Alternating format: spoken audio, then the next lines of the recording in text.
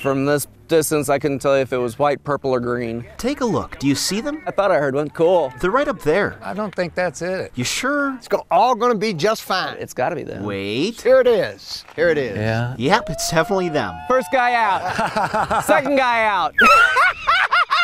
Yeah! Wow. They call this Operation Rebound. That is way cool. They fly in the Wild Wild West. They fly. It's for all the guys that have come back from the Iraq War with some type of injury. Joel's the one coming down now. It's donated events so that we can get the veterans out and about, out of their house. Oh, man. I felt that, you know, I needed to do something. It had to be something unusual.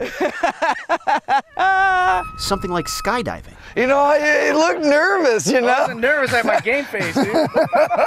They're not the type of guys who get nervous. He kind of worried me because he was like, yeah, when you scoot down on your butt, it'll probably tear a hole.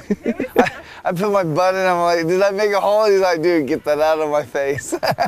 You wouldn't expect a disabled vet to jump from a plane 7,000 feet up. They're going to get a good view of Long's Peak right over there. But that's the point. There's nothing that a disabled person cannot do. Semper Fi, baby! This day was about challenging each other to do the abnormal. Oh, yeah. All for the sake of feeling normal. Hey, Awesome. hell yeah. And if you ask them, they'll tell you it feels pretty darn good. Not too many words to describe it. In Boulder, this is Kevin Torres, 9 News.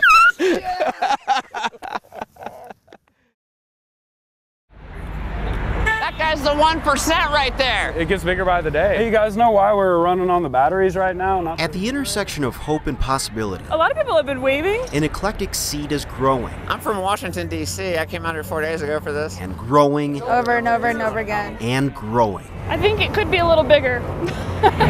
Estimates are around 500, 200 of whom stay here overnight. The tent city is so large, a makeshift force has been set up. This is our place.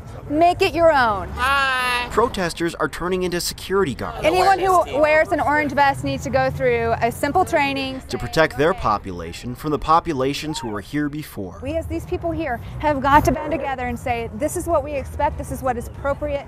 If you can't abide by that, please just step to the other side. It's all about image.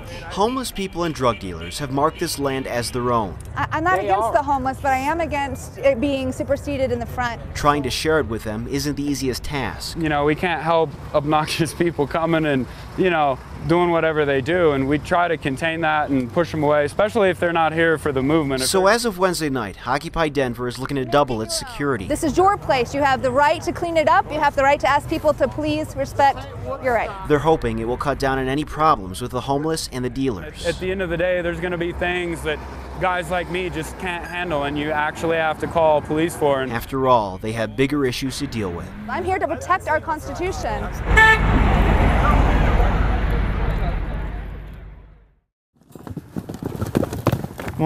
We had to start somewhere, and I couldn't let these guys suffer that fate. This day was filled with goodbyes. That mirror right in the middle of everybody. Roan right here with the long mane. 60 horses. They're beautiful animals. All hopeless, bound for a painful future at a slaughterhouse in Mexico. I've got one of the ones that's marked for butcher, the 267s. This was the end. Okay, so what I would do, Paul, is I would back your trailer right up here. Until Liz Lecoq Courier stepped in. Oh, you're taking the paint with the blue eyes. I'm taking all the paints. Oh, good. There we go. When she saw the ailing horses Kevin, they were in terrible shape, and learned about their fate, where these horses would all have been slaughtered. she knew she had to prevent it. Poor thing. So she asked their owner what she could do. Go ahead. And he told her they're yours for $400 a piece. I could save that guy, and I could save that guy, and I could save that guy. Liz asked for help by sending an email to horse lovers across the world. In 48 hours, we were able to raise enough money to save every single horse. I'm happy for her. I'm happy that she's I gonna know. go. She's going to be on the front range where she's going to be warm. I know. Care for her, but I loved her. It's tough saying goodbye, She knows she was being saved. but it makes it so much easier knowing they're going to good homes. We need for every one of these horses to find perfect homes. Okay. This was supposed to be their ending, They won the lottery. but thanks to some caring people, You're the best. it's now their beginning. It has the happiest ending. It has the happiest ending. In Crescent Butte, this is Kevin Torres, 9 News. All right. around this time last night, we told you about a mother bear who was killed by a wildlife officer in southern Colorado.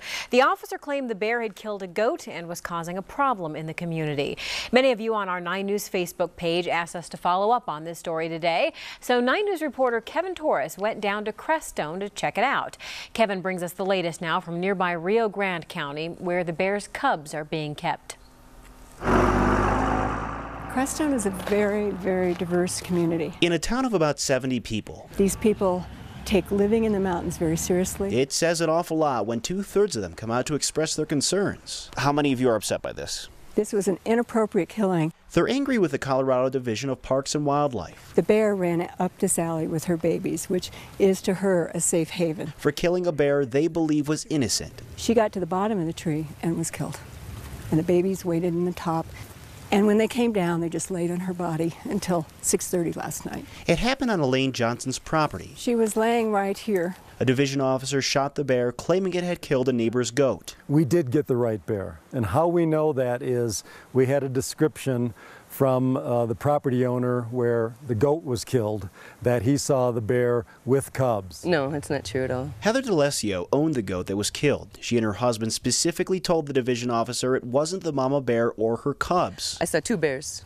One that was much bigger and blacker than those pictures, and another smaller one that was bigger than those cubs by far. They saw the bear at 4 o'clock in the morning. And we all know that things look differently in size. Joe Lewandowski with the Division of Parks and Wildlife says the mama bear had been a nuisance for a while. The bear has tried to break into houses. No. But the town code enforcer who is in charge of taking bear complaints from residents says that's a lie. And in fact, I've only received complaints about the dogs barking at the bears, but I've never once received a complaint about the bear. The division was also concerned about the bear's hiding spot. It was situated near a preschool, yet the lady who runs the preschool says the bear was not a threat. It was not. Late Sunday evening, the division was able to capture the bear's cubs. They were transported an hour and a half away to a wildlife center in Del Norte. If we would not have taken care of the mother bear, all 3 bears would have probably ended up dead because those cubs were learning bad behavior from their mother. If you ask the folks in Crestone, they'll tell you the division overstepped its boundaries and should be held accountable for killing an innocent bear. And Division of Wildlife has some explaining to do to this community. The cubs will likely be kept in the holding facility until early December. Then they will be released into the wild to fend for themselves. The division says there is a 50-50 chance they will survive.